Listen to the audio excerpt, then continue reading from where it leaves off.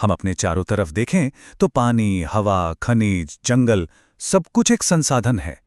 पर क्या कभी सोचा है कि कोई भी चीज संसाधन आखिर बनती कैसे है? और भारत जैसे बड़े देश के लिए इन संसाधनों का असली मतलब क्या है? तो चलिए आज इसी की तह तक चलते हैं और समझते हैं कि ये सब होता कैसे है। आज हम एक सफर पर चलेंगे। सबसे पहले ये जानेंगे कि संसाधन असल में होते क्या हैं। फिर देखेंगे कि ये कितने अलग अलग तरह के होते हैं और भारत में इनकी प्लानिंग इतनी जरूरी क्यों है। इसके बाद हम बात करेंगे कि इन्हें भविष्य के लिए कैसे बचाया जाए, जिसमें हम भूमि और मिट्टी पर थोड़ा गहराई से नजर डालेंगे। और आखिर में हम विकास के उस रास्ते को समझेंगे जो हमारे साथ साथ हमारे पर्यावरण के लिए भी सही हो। तो चलिए सबसे पहले और सबसे बड़े सवाल से ही शुरू करते हैं। असल में कोई भी चीज एक संसाधन कब और कैसे बनती है? देखिए, कोई भी चीज सिर्फ इसलिए संसाधन नहीं बन जाती कि वो मौजूद है। उसे संसाधन कहलाने के लिए 3 बड़ी शर्तों को पूरा करना पड़ता है। पहली शर्त यह है कि हमारे पास उसे इस्तेमाल करने की टेक्नोलॉजी हो। दूसरी बात, उसे निकालना या इस्तेमाल करना आर्थिक रूप से महंगा सौदा ना हो। और तीसरी और सबसे जरूरी बात, हमारा समाज भी उसे अपनाने के लिए तैयार हो। जब ये तीनों चीजें एक साथ मिलती हैं, तब जाकर कोई चीज एक कीमती संसाधन बनती है। जरा इस ट्रायंगल को देखिए, ये एक बहुत ही गहरी बात समझाता है। इस पूरी प्रक्रिया के केंद्र में हम इंसान हैं। हम टेक्नोलॉजी का इस्तेमाल करके प्रकृति से जुड़ते हैं, फिर नियम, कानून और संस्थाएं बनाते हैं ताकि आर्थिक विकास हो सके। इसका मतलब बिल्कुल साफ है, संसाधन हमें मिलते नहीं हैं, हम उन्हें बनाते हैं। और इसी कमाल की बात को मशहूर भूगोलवेत्ता जिमरमैन ने बस एक लाइन में कह दिया था। ये एक लाइन इस पूरी कहानी का सार है। प्रकृति में पड़ी चीजें तो बस चीजें हैं, जब तक इंसान अपनी बुद्धि और तकनीक से उन्हें कोई मूल्य न दे दे। ठीक है, तो अब हम ये तो समझ गए कि संसाधन क्या होते हैं। तो आइए अब ये देखते हैं कि इन्हें कितने अलग अलग तरीकों से बांटा जा सकता है। ये चार्ट हमें एक नज़र में दिखाता है कि हम संसाधनों को कितने अलग अलग तरीकों से देख सकते हैं।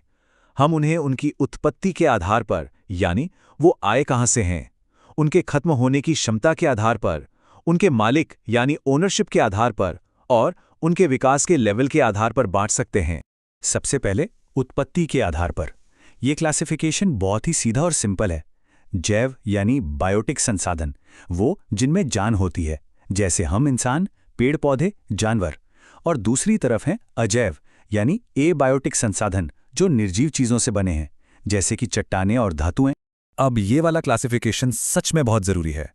नवीकरणीय यानी रिन्यूएबल वो संसाधन हैं जो दोबारा बन सकते हैं या खत्म ही नहीं होते, जैसे सूरज की रोशनी या हवा। वहीं दूसरी तरफ अनवीकरणीय यानी नॉन रिन्यूएबल संसाधन हैं जो सीमित हैं। एक बार इस्तेमाल हो गए तो उन्हें दोबारा बनने में लाखों साल लग जाते हैं। सोचिए, कोयला और पेट्रोल इसी कैटेगरी में आते हैं। अब बात करते हैं मालिकाना हक की, यानी ओनरशिप की। इसमें 4 लेवल हैं। व्यक्तिगत, जैसे किसी का अपना घर या खेत। फिर आते हैं सामुदायिक, जैसे गांव का पार्क या तालाब जिस पर सबका हक हो। तीसरे हैं राष्ट्रीय संसाधन, जैसे देश की नदियां, जंगल, खनिज। और आखिर में आते हैं अंतर्राष्ट्रीय संसाधन, जैसे खुले समंदर का इलाका जिस पर किसी एक देश का नहीं बल्कि पूरी दुनिया का अधिकार होता है। और आखिर में है विकास के लेवल के आधार पर वर्गीकरण। संभावित यानी पोटेंशियल, वो हैं जिनके बारे में हमें पता तो है पर अभी इस्तेमाल करना शुरू नहीं किया। विकसित यानी डेवलप्ड, वो हैं जिनकी क्वालिटी, क्वांटिटी सब पता है और हम उन्हें इस्तेमाल भी कर रहे हैं। भंडार यानी स्टॉक, वो हैं जो हैं तो बहुत पर उन्हें इस्तेमाल करने की सही टेक्नोलॉजी अभी हमारे पास नहीं है। और संचित कोष यानी रिजर्व्स, भंडार का ही वो हिस्सा हैं जिन्हें हम आज की टेक्नोलॉजी से इस्तेमाल तो कर सकते हैं पर हमने उन्हें भविष्य की जरूरतों के लिए बचा कर रखा हुआ है। तो अब तक हमने संसाधनों के बारे में काफी कुछ जान लिया, लेकिन क्या किसी देश के पास बस बहुत सारे संसाधन होना ही काफी है, या फिर उन्हें सही से इस्तेमाल करने के लिए एक प्लान की भी जरूरत पड़ती है? ये एक ऐसा सवाल है जो थोड़ा हैरान करता है ना? सोचकर देखिए, भारत में झारखंड, छत्तीसगढ़, ओडिशा जैसे राज्य हैं जो खनिजों से भरे पड़े हैं, लेकिन फिर भी देश के सबसे पिछड़े इलाकों में गिने जाते हैं। ऐसा क्यों है? मतलब साफ है, सिर्फ संसाधनों का होना ही विकास की गारंटी नहीं देता। तो इसका जवाब छिपा है संसाधनों के असमान बंटवारे में और उनके सही मैनेजमेंट की कमी में। भारत में कुछ जगहों पर कोई एक संसाधन बहुत ज्यादा है तो दूसरी जगह बिल्कुल भी नहीं। इसी असंतुलन को दूर करने के लिए और पूरे देश का एक साथ विकास करने के लिए संसाधन नियोजन यानी रिसोर्स प्लानिंग बहुत बहुत ज़रूरी हो जाती है। तो भारत में ये प्लानिंग होती कैसे है? इसके लिए एक पूरा सिस्टम बना हुआ है जिसके 3 मेन स्टेप्स हैं। सबसे पहले पूरे देश में सर्वे करके पता लगाया जाता है कि कौन सा संसाधन कहाँ और कितना है। फिर उसे निकालने और इस्तेमाल करने के लिए सही टेक्नोलॉजी, स्किल्स और संस्थाओं का एक ढांचा तैयार किया जाता है। और आखिर में यह पक्का किया जाता है कि यह पूरी योजना देश के बड़े विकास लक्ष्यों के साथ कदम से कदम मिलाकर चले। प्लानिंग तो हो गई, लेकिन क्या ये काफ़ी है? नहीं, हमें इन संसाधनों को भविष्य की पीढ़ियों के लिए बचाना भी तो है। और यहीं पर संरक्षण यानी कॉन्जर्वेशन की बात आती है। और जब भी संरक्षण की बात आती है तो महात्मा गांधी की कही एक बात हमेशा याद आती है। उन्होंने बहुत पहले ही लालच और जरूरत के बीच का फर्क समझा दिया था। उनका मानना था कि कुछ लालची लोगों द्वारा संसाधनों का अंधाधुंध इस्तेमाल ही दुनिया की कई बड़ी समस्याओं की असली जड़ है। और ये कोई आज की सोच नहीं है, दुनिया भर में इस पर दशकों से बात हो रही है। 1968 में क्लब ऑफ रोम ने पहली बार दुनिया का ध्यान इस तरफ खींचा।